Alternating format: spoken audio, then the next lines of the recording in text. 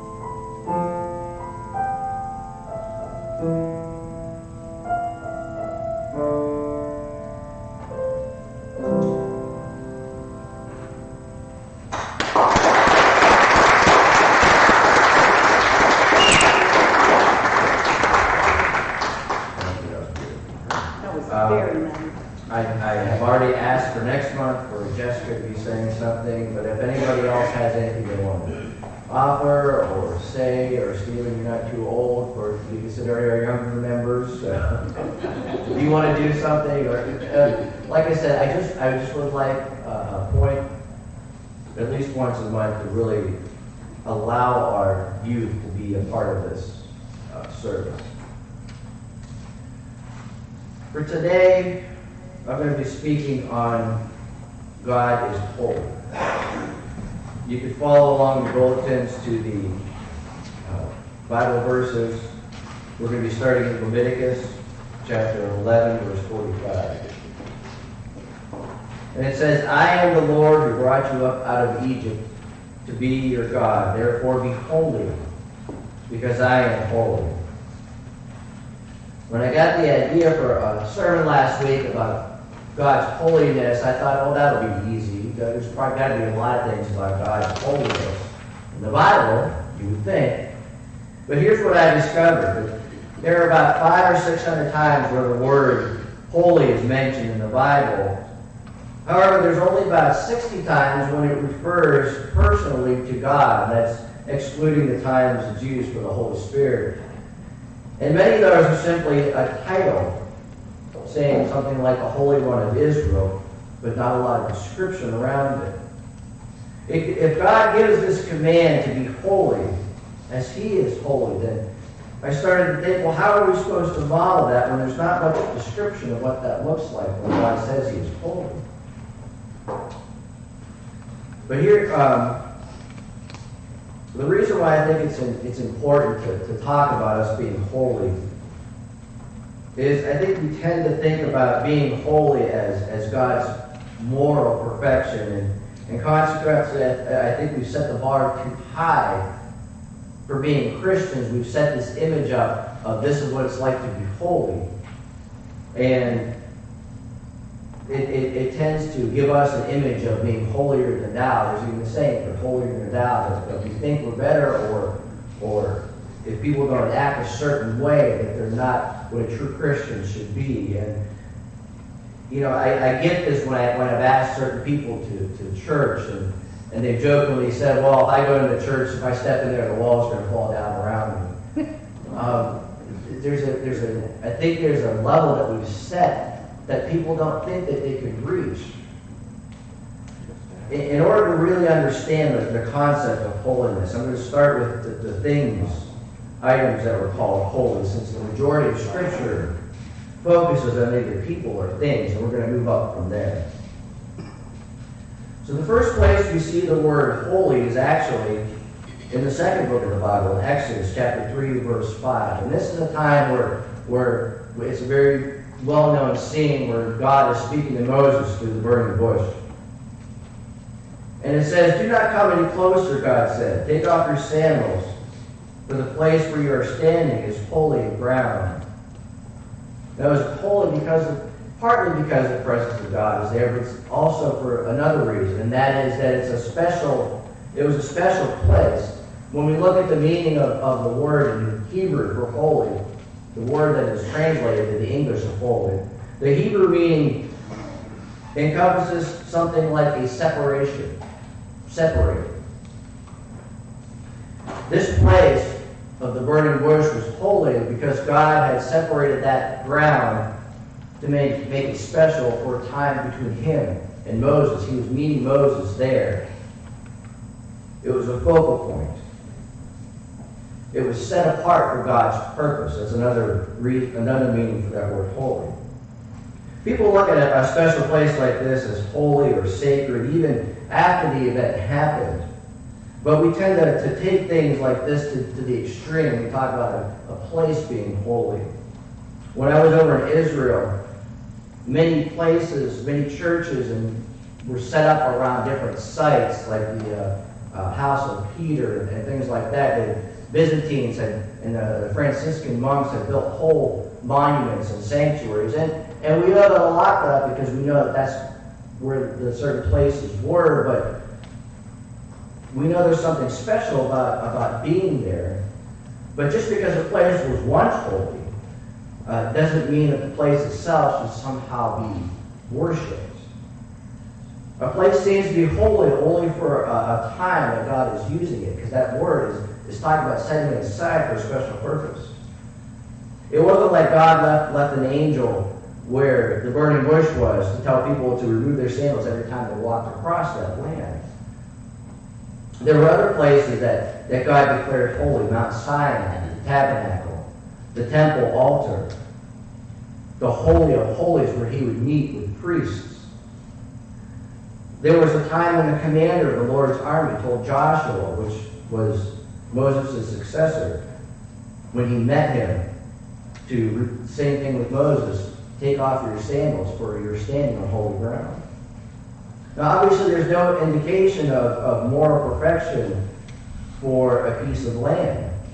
The reason these places were holy was because they were special places where God met with people. So we see there are many different aspects to being holy. Another thing that we see being declared holy were items that were used in the tabernacle and the temple for worship. Exodus 30, 25 to 29 says this: "Make these into a sacred anointing oil. It will be the holy anointing oil. Then use it to anoint the tent of meeting, the ark of the testimony, the table and all its articles, the lampstand and its accessories, the altar of incense, the altar of burnt offering, all its utensils, and the basin with its stand. You shall consecrate them, so they will be most holy, and whatever touches them will be holy." Now, this was something that was done to all the items used in worship and in sacrifices, worshiping God. The oil itself, it had no special properties. It was the act of using it to set it apart, these items, for use only in the tabernacle. It was the act of consecration, which again is similar to holiness, because it's separating something for God's special purpose. That's what made the things holy. There was no special properties that these items themselves had. And again, it has nothing to do with moral living. Much like the holy places, these things were not meant to be worshipped themselves. When I went to Israel, and there was a church built over in Bethlehem, over the place where people believed was the birthplace of Jesus, and they even had a spot, and people would bend down and actually kiss this spot and almost worship the place. When we talk about items like the Holy Grail, which was thought to be the cup that Jesus drank out of the Last Supper, people sought it out. And there was something I learned about in art history called the cult of relics, where people would actually worship things like the Shroud of Turin, things like that, where they would actually set them up as an icon of worship. My art teacher told me a very strange story one time. He went over to Italy, and in a similar way, he said in a vacuum glass case there was a severed thumb of one of the past saints, and he thought it was the greatest thing that this woman was worshiping, like praying before this thumb. I'm like, that's really weird. But okay, that's what you gotta do. But that's how we get when we see something holy. We give it this reverence when it was never given that. It was never meant to be given that to begin with. The utensils, the bowls, and the lampstands, and everything used in temple worship, they were essentially the same substance before and after the anointing, but they were no longer to be used for common purposes, just for God's purposes. So now we move to people. In Exodus 19:6, this is where God is speaking to Moses. He says, although the whole earth is mine, you will be for me a kingdom of priests and a holy nation. These are the words you are to speak to the Israelites. If you look at the history of Israel, they were by no means a morally superior nation. They were just as flawed as anyone else and subject to disobeying God. So why did he call them a holy nation? Out of all the people of the earth, Israel was chosen by God for a special purpose. Leviticus 20:26 says this. God is speaking to Israel. You are to be holy to me because I, the Lord, am holy. And I have set you apart from the nations to be my own. At this time, people were worshiping many different false gods and going about their own ways. And God wanted to show the world how he was different from any other god, that he was the only true and living God. And he wanted to show this to the world through the nation of Israel. How would they accomplish this? Well, this is the first time that we see holiness being associated with any kind of morality. It's through the law of Moses. It's what Israel is supposed to live by. Leviticus 20, verse 7 to 8 says this, consecrate yourselves to be holy, because I am the Lord your God. Keep my decrees and follow them. I am the Lord who makes you holy. So we see that holiness is tied directly to God and obedience to him as well. It is not possible without him to be holy because of the definition that God is separating something for his purpose. You can live a moral life but not be considered holy. Israel was to show holiness in every aspect of their lives, to live differently than everyone else around them. Now, not every command was about morality. There are commands like the Ten Commandments that are moral codes, but however, there were some other different things. For example, keeping the Sabbath. We don't consider that immoral these days if we don't keep the Sabbath. It was about taking rest from life and devoting time to God.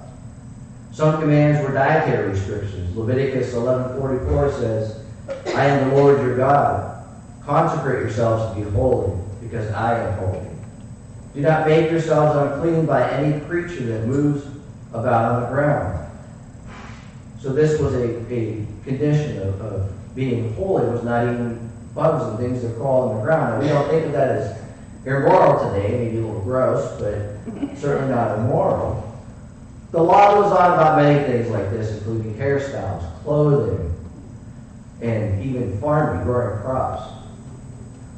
Looking at these scriptures, we can tell that being holy was not necessarily about taking a moral high ground. It was about living separately from the world. It was about the Israelites living differently than anyone else at that time. And it wasn't so that people would look at them as a bunch of just strange and weird people. It was so that people would look at them and wonder what was different about them. Theoretically, by following the law with all of its different requirements about health and things like that, Israel would be more healthy, more fruitful, and thriving than any nation around them if they followed God's commands. This phrase, "Be holy, for I am holy," shows up again in the New Testament as a command to us. But we are no longer bound by living by the law. In fact, it would be impossible to keep the whole law perfectly because of the temple requirements and different things like that.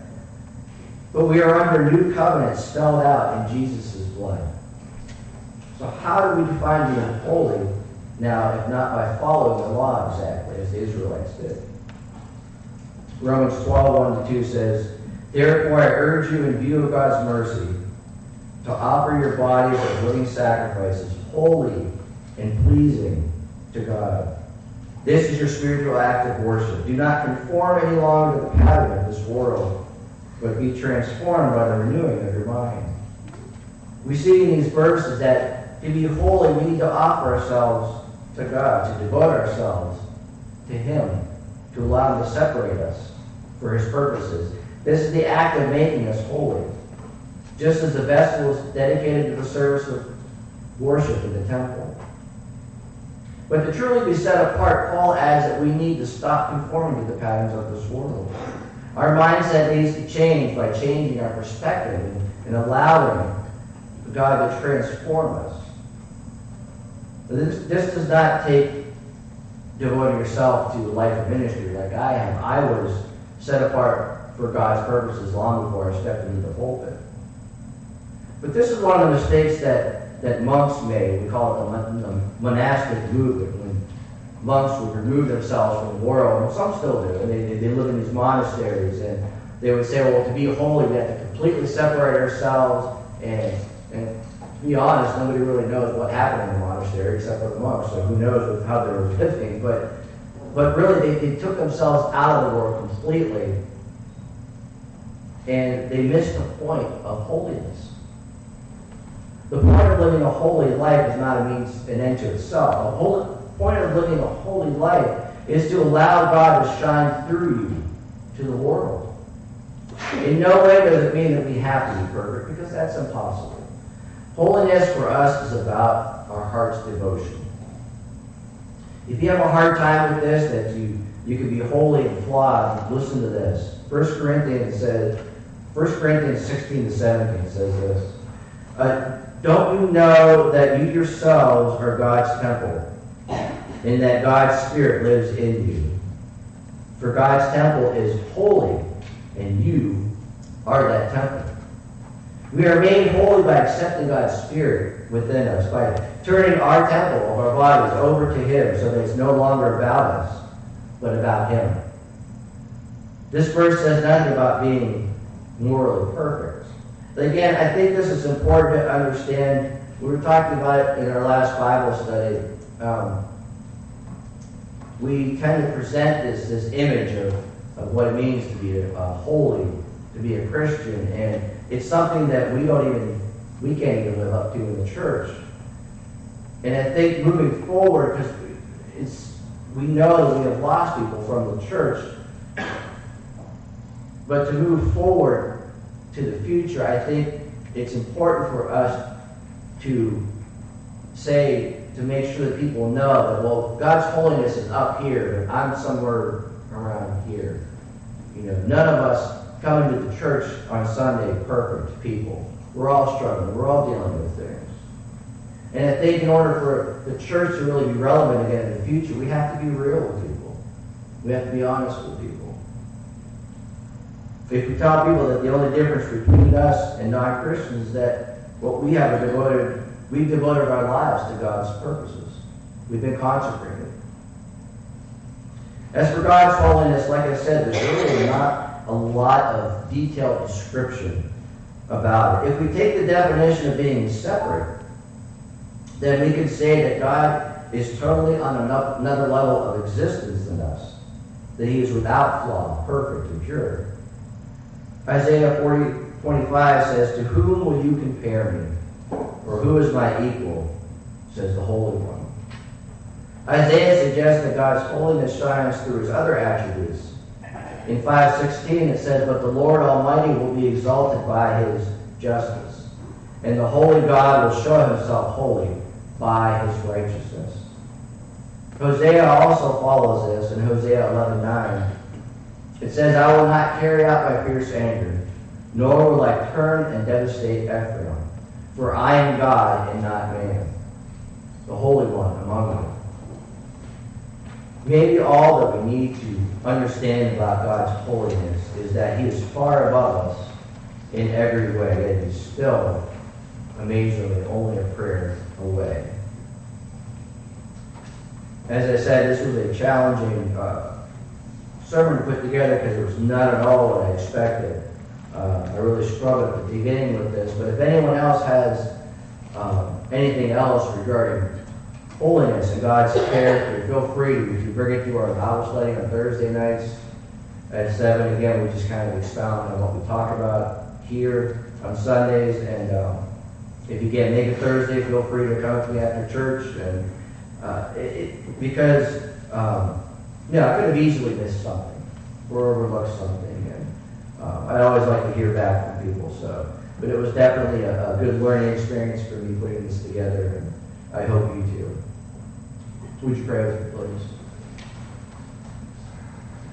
Most holy God, I pray that we have all had a different insight into what it is to be holy, that it's not always about being perfect or presenting a certain image to people, but it's about giving ourselves over to you for your service in your kingdom. We are honored and we are humbled, and we thank you that you choose us. That you choose us for a much greater purpose than we can ever find on our own. And we pray that you would continue to show us how to be holy in our lives, but also to be able to drop our guard and to tell people that it's not about being perfect, because none of us are perfect. And to be more real and open and honest with people all around us as we shine your light to this world. Shine through us, Lord. In Jesus' name.